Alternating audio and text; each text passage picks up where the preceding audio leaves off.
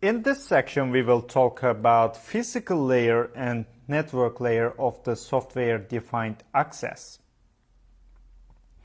So at the bottom, we naturally have the physical layer. So this layer includes enterprise network devices and the various router, switch, and wireless platforms, their operating systems, and the interfaces and links that connect them. It also includes server appliances, their operating systems, and the interfaces and links that connect them to network devices also. The important part of this layer is how the physical hardware and software provide specific capabilities that enable the overall SD access solution. For example, all of these supported network devices require the ability to process spatial frame encapsulations, maintain specific protocols and tables, and provide programmable APIs and offer other capabilities necessary to support the network layer. So running on top of the physical layer is the network layer. This layer can be further divided into two subcategories, as you can see in here. The first category is fabric overlay, and the second one is the network underlay. Network underlay contains the settings, protocols, and tables, as well as stacking or device virtualization techniques for the physical devices that provide a transport layer. And when it comes to the fabric overlay, this one contains the settings, forwarding and policy protocols, and tables for the devices that provide a logical services layer. So, the network underlay should be designed for maximum simplicity and resiliency, guys. This includes all standard physical layer best practices for hardware redundancy, multiple data paths, etc., as well as the standard network layer best practices for protocol redundancy, timers, control plane protection, and etc. Two modules of network underlay are supported, and they are custom underlay and automated underlay. When it comes to custom underlay, either an existing network or a network configured and managed manually without the use of Cisco DNA Center, that's the custom underlay. When it comes to the automated underlay, that is a new fully automated network underlay whereby all aspects of the network are configured and managed by Cisco DNA Center. In custom underlay, the user must provide all of the physical and logical interface address configurations, as well as all of the control plane protocols and address configurations to provide full IP reachability between fabric-enabled network devices and Cisco DNA Center and Cisco ISE. The main advantages are that you are already familiar with your own environment, the interfaces, IP addresses, protocols, and etc., and are permitted to customize the operating behavior to fit your requirements. Another key advantage is that the fabric overlay is capable of running over the top of a legacy or non-Cisco IP network. When it comes to the disadvantage, the main disadvantages are that you are responsible for all configuration and management requirements, and any problems may affect the operation of the fabric overlay. Some examples of custom underlay problems include improper IP addressing and or routing, MTU size and fragmentation issues, excessive latency, and round-trip time. So in an automated underlay, Cisco DNA Center this time manages the provisioning of all of the physical and logical interface address configurations, as well as all of the control plane protocols and address configurations to provide full IP reachability between all Fabric-enabled network devices and Cisco DNA Center and Cisco ISE.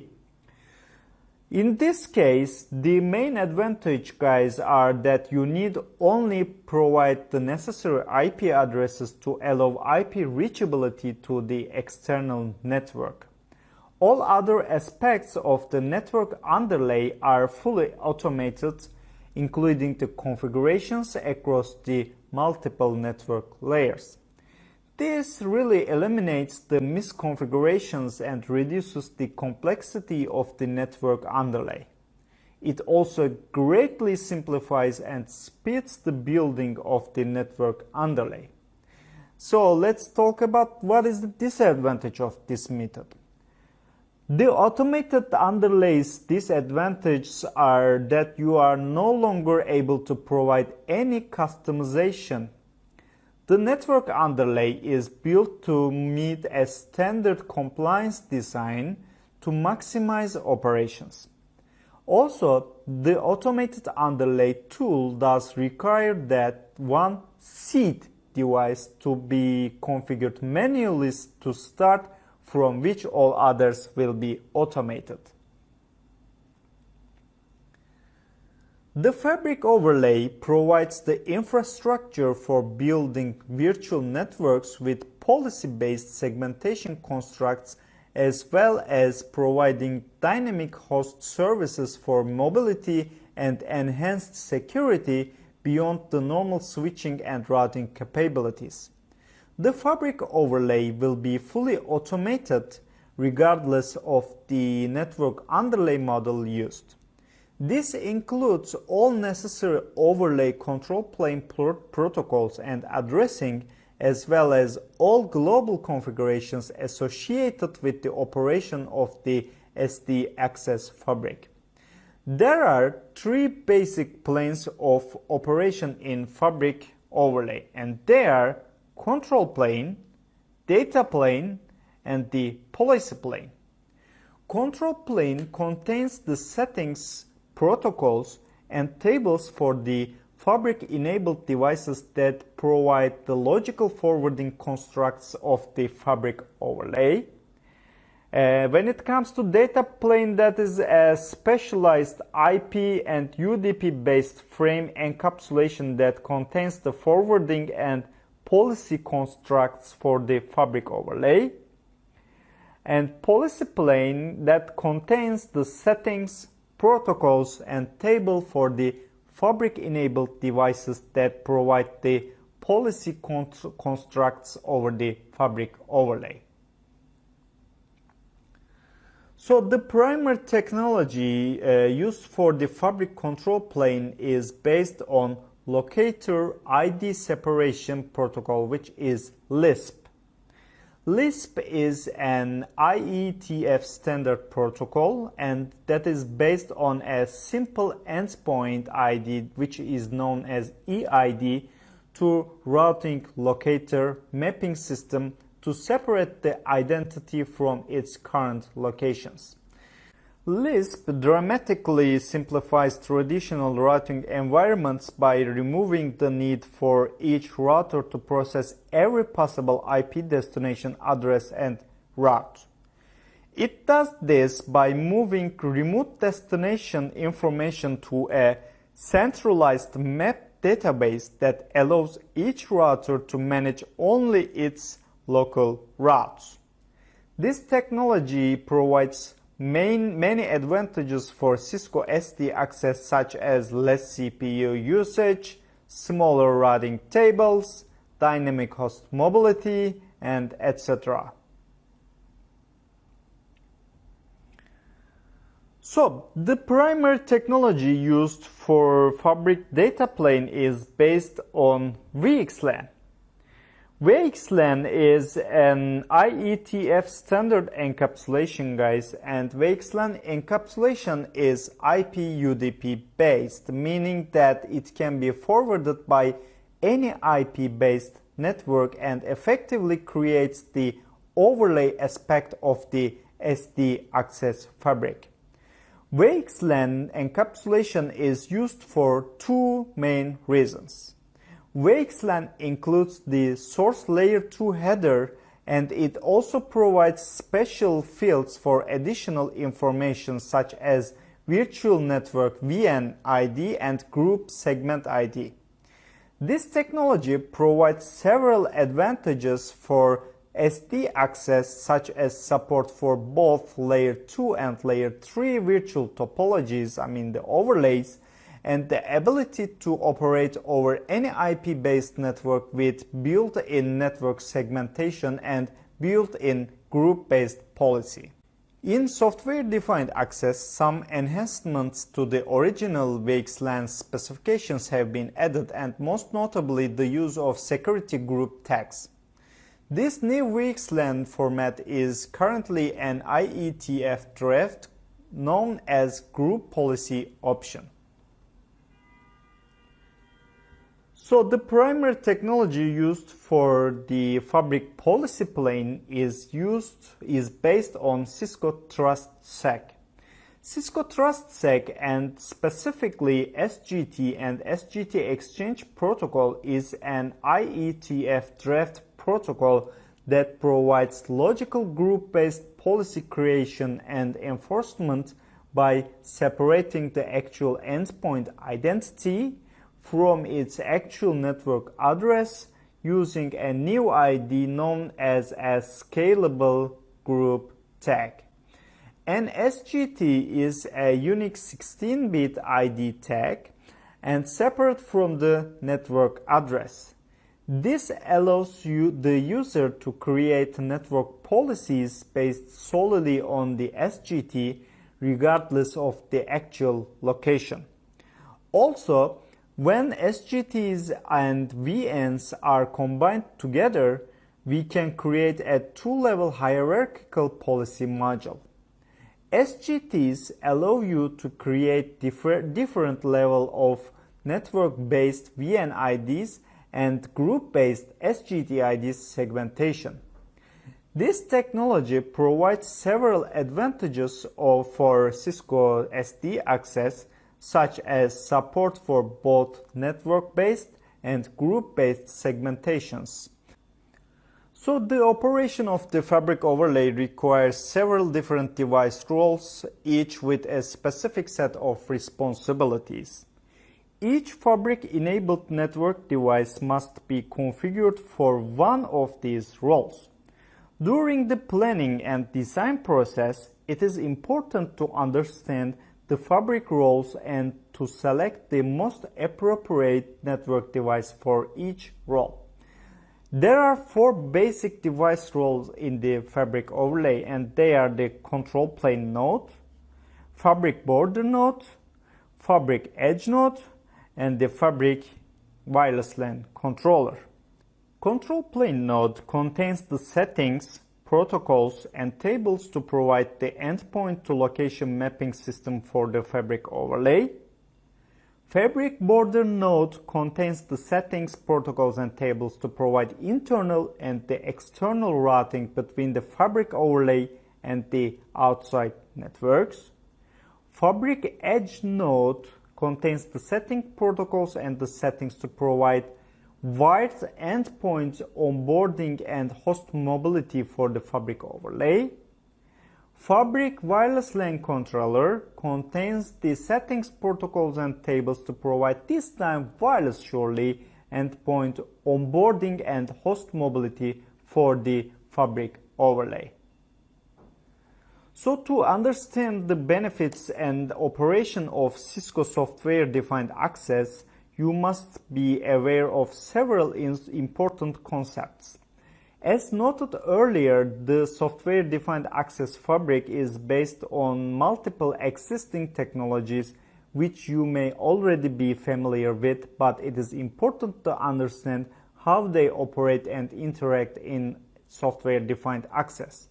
So there are three basic constructs in the Fabric overlay, and they are the virtual network, VN, scalable group, and the host pool. A virtual network is a separate routing and switching table instance to isolate host pools. It is based on VRF with the same basic purpose and rules as in traditional networks. Software-defined access assigns every endpoint to a virtual network. Communication between endpoints in different VNs must traverse a firewall and VRF router. Software-defined access also provides Lisp VN extranet for remote location resolution across VNs. Assignment to a VN is based on the associated host pool. The same VN is configured on all Fabric edge and the border nodes. The control plane node uses instance IDs to maintain separate VRF tables. EID prefixes are then registered within a VN. If VN extranet is used, it adds the VN ID to EID location mapping. The Fabric edge and the border nodes include the VN ID in each VXLAN header, which is then carried across the Fabric. This keeps each VN separate and allows VRF-based routing and firewall policy and enforcement. Fabric border nodes use standard VRF definition with route distinguisher and route target configurations for remote VRF advertisement. So when it comes to a scalable group is a logical object to group similar endpoints. It is based on an SGT with the same basic purpose and rules as in traditional networks. Cisco SD Access assigns every endpoint to scalable group. Assignment to a scalable group can be either static or via dynamic authentication. The same scalable group is configured on all Fabric edge and the border nodes, and groups can be defined in Cisco DNA Center and or Cisco ISE and are advertised via Cisco TrustSec. There is a direct one-to-one relationship between host pools and scalable groups, so the scalable groups operate within a VN by default. So a host pool provides onboarding and IP address services to endpoints. It is based on an SVI with Anycast gateway with the same purpose and rules as in traditional networks. Cisco software-defined access assigns every endpoint to a host pool. Host IP addresses can be static or provided via DHCP. Assignment to a host pool can be either static or via dynamic authentication. The same Anycast IP is configured on all Fabric edge nodes, and the SVI is also enabled for Lisp dynamic EIDs to register host-specific addresses and their associated VN to the control plane. Cisco software-defined access provides a new DHCP relay capability to support VRF-based IP scopes without modifying the DHCP servers. Fabric edge nodes relay DHCP requests to the Fabric border, and the border stores the edge node to return DHCP offers to requesting host.